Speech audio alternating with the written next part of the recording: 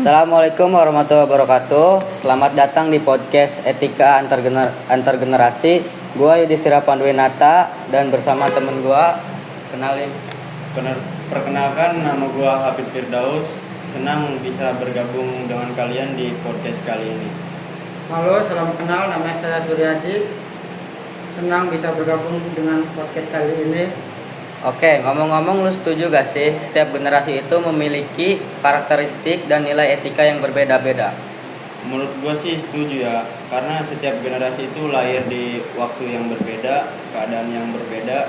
Jadi wajar aja gitu kalau ada sebuah perbedaan. Ya benar sih yang dikatakan pada Hafiz. Karena etika bakal terus berkembang. Kemungkinan pandangan kita akan terus berbeda-beda. Tetapi yang terpenting itu gimana cara kita menjaga rasa hormat dan berusaha membuat dunia menjadi tempat yang lebih baik. Dalam konteks etika yang berkembang di berbagai generasi, pasti gak sering dong dengan istilah baby boomers, generasi X dan generasi Z. Ya, gue tahu, gue pernah dengar juga sih. Ada satu riset yang dilakukan oleh McZim yang membagi generasi itu memang dalam beberapa tahun pengelompokan usia dan juga penjelasan karakternya. Kita bahas satu-satu deh. Dari baby boomers dulu ya. Siapa dulu? Ayo, Gua ya. Hafiz. Yang gue tahu sih baby boomers itu sebuah generasi yang mereka merasakan perjuangan hidup itu lebih harus berjuang lagi gitu. Ada yang bilang sih generasi kolot ya. Ya enggak juga sih, cuman ada juga boomers yang gak mau kayak kolot.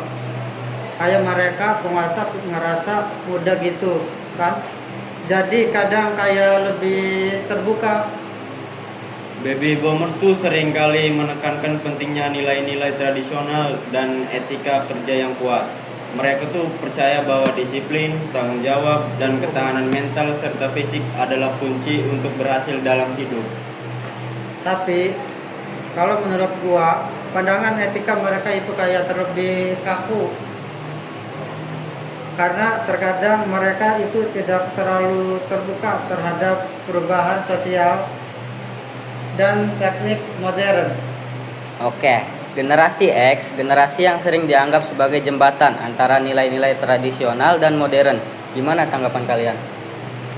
Menurut gue sih mereka cenderung mandiri dan mampu mengatasi berbagai tantangan hidup dengan cara yang kreatif. Ini mencerminkan nilai-nilai etika yang berfokus pada tanggung jawab pribadi gitu. Nah, banyak anggota generasi X merasa terjebak dalam keharusan untuk bekerja keras demi mencapai kestabilan finansial. Nggak jarang mereka mengorbankan keseimbangan antara kehidupan profesional dan pribadi. Hal ini juga yang bisa menyebabkan tingkat stres yang tinggi dan kesulitan dalam menjaga hubungan pribadi. Oke, masuk ke pembahasan yang sangat asik, Gen Z. Generasi yang aktif serba instan. Gue setuju karena Gen Z yang paling melekat dengan teknologi, mampu memanfaatkan kemajuan digital untuk meningkatkan kesadaran akan isu-isu etika global. Nah, ada juga yang berpendapat bahwa mereka terlalu terbawa arus dan dunia digital dengan lebih fokus pada reaksi emosional daripada diskusi rasional. Betul, bisa sangat kritis terhadap orang yang tidak sependapat dengan mereka.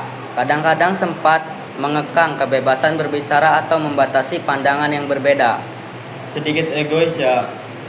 Mereka cuma sebagian yang ya gak semuanya.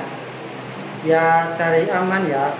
Mungkin lebih kalau dari segala macam kayak perjalanan hidup segalanya. Juga lebih bijak sih kalau bomber. Biasanya kalau Gen Z kan lebih ke sok tahu ya, kayak oh ini soalnya kita baru ngalamin. Jadi sebenarnya kalau setiap generasi pasti mempunyai pengalamannya masing-masing. Saya pribadi itu ya melihat bahwa kematangan itu sebenarnya bukan dari umur, tapi cara pandangnya. Umur sih udah pasti kelihatan kan ya dari penampilannya. Tapi bukan berarti sih kalau menurut saya ya kadang-kadang ada anak Gen Z sekarang itu wajahnya auranya tidak sesuai dengan usianya. Bukannya nggak ditabung ya? Setuju. Kalau penampilan mungkin ada beberapa yang tidak sesuai umur. Yang ya tidak semuanya sih, tapi pasti ada aja lah ya. Setiap generasi punya pandangannya masing-masing tentang apa yang baik dan benar, dan semua itu dipengaruhi oleh zaman tempat mereka tumbuh. Kita melihat bagaimana etika berkembang seiring waktu, tapi satu hal yang pasti, perbedaan ini tidak seharusnya membuat kita terpecah. Justru ini adalah kesempatan untuk belajar satu sama lain dan mencari cara untuk saling menghargai meskipun pandangan kita berbeda. Baik, terima kasih Hafiz Suryadi sudah bergabung dalam podcast kali ini. Jangan kapok-kapok ya. Ya, terima kasih juga Yudi, senang bisa bergabung dan Sekali ini. ya tentang podcast kali ini.